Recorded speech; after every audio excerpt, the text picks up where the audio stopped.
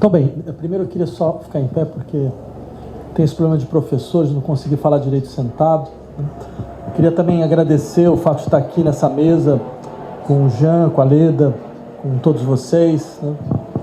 E também saudar a Flipei pela sua iniciativa de preservar esse espaço, custe o que custar, mesmo contra todas as forças da prefeitura que colocaram a gente nessa situação tão inusitada. Simplesmente um espaço de discussão, de debate, de venda de livros, se transforma em uma afronta contra certos poderes.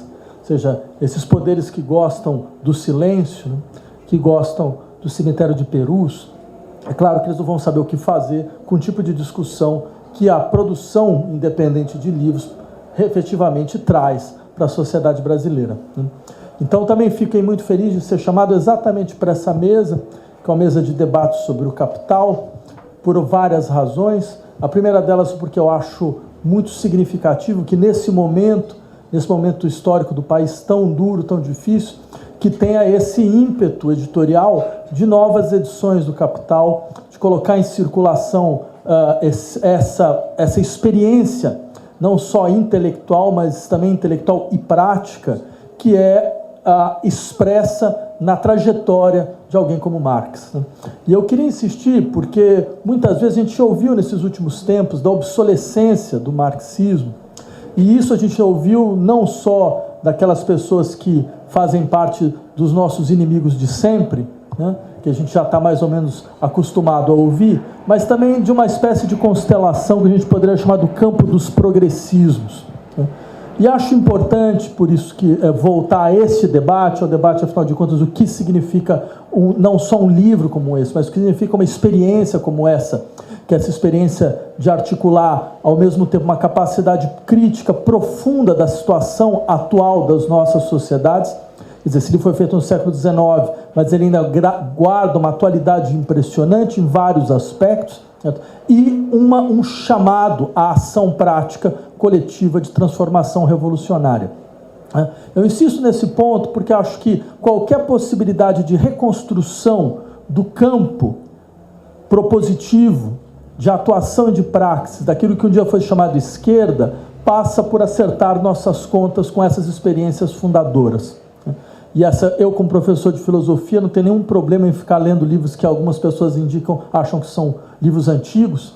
Eu mesmo tinha um professor que foi o meu orientador de doutorado, que resolveu reescrever a República do Platão, por entender que a República do Platão dizia alguma coisa para nós. Então, acho que essa possibilidade de habitar um tempo largo é um elemento fundamental do pensamento crítico e é uma força contra a melancolia, porque aqueles que habitam só o tempo instantâneo entram rapidamente em melancolia, porque vêm as forças, digamos assim, hegemônicas contra nós neste momento. Mas aqueles que conseguem habitar um tempo largo não se importam com o tempo instantâneo, porque eles sabem que as nossas lutas e as lutas deles ressoam lutas anteriores que nunca se esgotaram. Dito isso, eu queria insistir, pelo menos em um aspecto, já que a gente tem um tempo curto, sobre a atualidade do Capital. Eu acho que um dos elementos importantes para nós é como o Capital nos demonstra o que significa crítica, o que significa uma postura crítica, no sentido mais forte do termo. Porque esse livro consegue articular vários níveis de crítica, e seria interessante entender como esses níveis se articulam. Eu insistiria que há pelo menos 4 níveis de crítica aqui. A crítica da economia política, a crítica como uma escuta do sofrimento social, a crítica como a identificação das forças de transformação revolucionária da sociedade, e a crítica como uma explicitação dos nexos entre nossas formas de saber e os processos de reprodução material da vida. E é muito importante entender como todas essas críticas se articulam, porque elas não podem estar separadas. Elas não podem estar separadas porque elas permitem uma compreensão global do que efetivamente nós temos contra nós. Então, vamos começar dessa primeira, já porque afinal de contas é o que dá nome ao livro, uma crítica da economia política. Eu queria insistir muito nessa ideia porque ela demonstra um elemento muito importante para a nossa reflexão atual, que é a desconfiança em relação aos dispositivos de saber que se fazem passar por dispositivos naturais. Lembra, o Marx é aquele que vai insistir, a economia se transformou na linguagem da sociedade. A sociedade se autodescreve a partir das categorias econômicas. E nós simplesmente vimos esse processo se aprofundar cada vez mais, a ponto de que hoje, em 2025, não há setor nenhum da nossa vida que não seja descrito por uma linguagem econômica, por uma racionalidade econômica. A relação de nós a nós mesmos, a relação de nós aos outros, a relação no interior da família, a relação ao Estado, a relação à universidade, à escola, ao ensino, ao saber, todos eles são descritos em uma racionalidade única, baseada no uso extensivo da linguagem econômica. Claro, esse tipo de uso que molda a sociedade, no sentido mais forte do termo, ele precisa ser um objeto profundo de um esclarecimento. Como essa linguagem se constituiu? O que ela naturalizou? Quais foram os processos históricos que ela apagou? E esse é um elemento central do Capital. A gente vê num determinado momento um discurso que consiste basicamente em dizer, bem, todo mundo sabe que o valor é produzido pela quantidade de trabalho. Valor e trabalho está completamente vinculado. Mas não se trabalha da mesma forma em todas as sociedades. E seria interessante começar a se perguntar como apareceu esta nossa forma de trabalho. Como é que apareceu, num dado momento, uma massa de pessoas que tinham à disposição, em algo chamado mercado de trabalho, uma coisa chamada força de trabalho. Como essa força de trabalho apareceu? O que foi necessário perder para isso aparecer?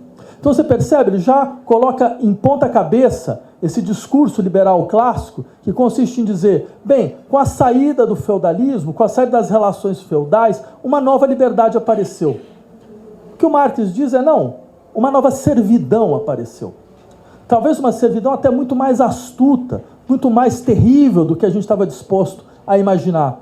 Porque nessas relações pré-capitalistas, não só as relações feudais, por mais que você tenha opressão, por mais que você tenha coerção, existia aquilo que o Marx chama de um vínculo afetivo à terra. Existia um espaço no qual, é sempre bom a gente lembrar, já que a discussão é sobre formas de liberdade, já que a nossa discussão crítica é como garantir e realizar nossa expectativa de liberdade, bem, é sempre bom lembrar, não existe liberdade sem terra. Não existe liberdade sem autoctonia.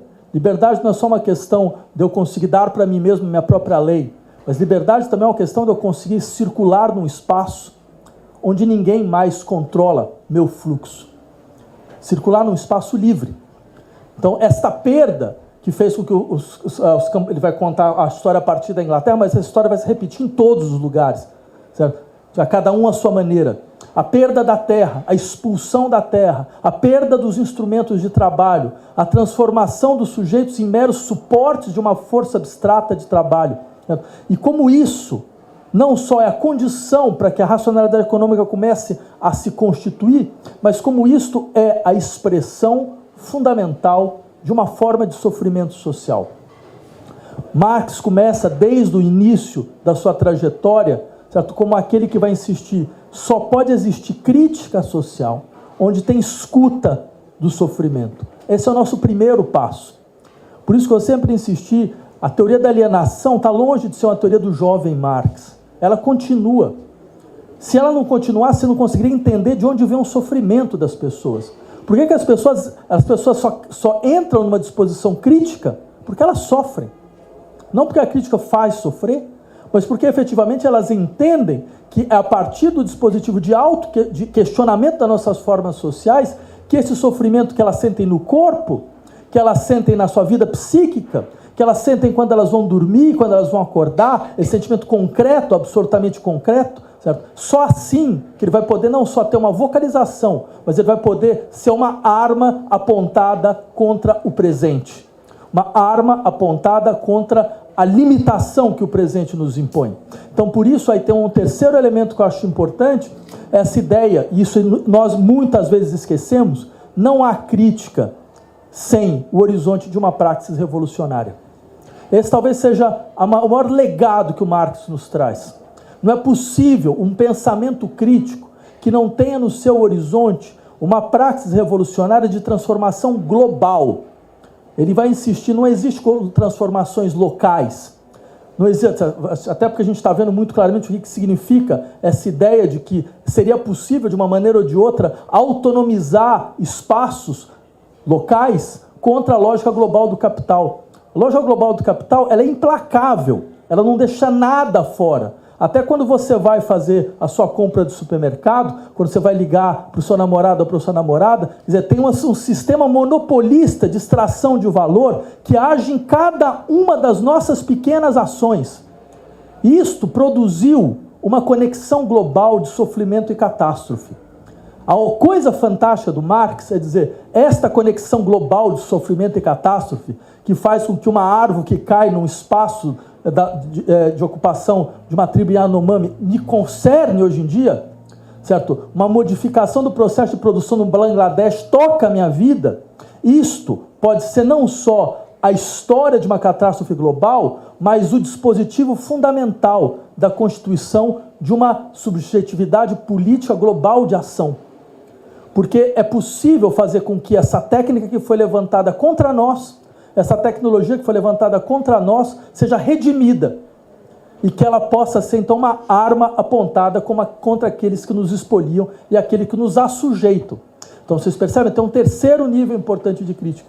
E eu insistiria, essa articulação global, uma crítica das nossas formas de saber, como essas formas de saber, elas naturalizam formas sociais. Uma crítica que escuta o sofrimento e faz da escuta do sofrimento o seu horizonte fundamental de ação. É uma crítica que vai entender, enquanto existir sofrimento, há possibilidades revolucionárias.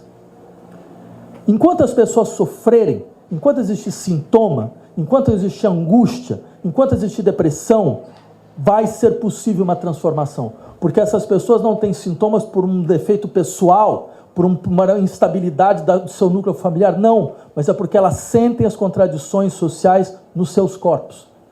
Elas sentem as contradições sociais nas suas vidas. E tem passagens do Marx muito interessantes nesse livro, o primeiro capítulo, livro do Capital, onde ele vai descrever como a grande indústria muda o corpo do trabalhador. Como ela interfere no corpo do trabalhador. Como ele faz o trabalhador ser um sujeito que parece que tem só um membro. Então ele é uma grande orelha. Eu conheço gente que são um orelhão, né? Um grande orelha. Né? Ele é só um braço. Né? Ou seja, ele vira um apêndice da máquina. Esse processo, que antes estava ligado concretamente à máquina, hoje está ligado à estrutura geral de funcionamento da nossa sociedade. Uma fragmentação brutal que faz com que as pessoas não tenham a possibilidade de simplesmente enriquecer sua sensibilidade. Porque aí vem o que Marx entende por emancipação. Se a gente quiser uma colocação clara, Marx entende por emancipação a possibilidade de enriquecimento multilateral da sensibilidade humana. É o Marx leitor dos românticos, certo? Do Schiller e companhia, que continua como um horizonte fundamental da sua ação política e da sua ação revolucionária. Bem, era isso. Muito obrigado.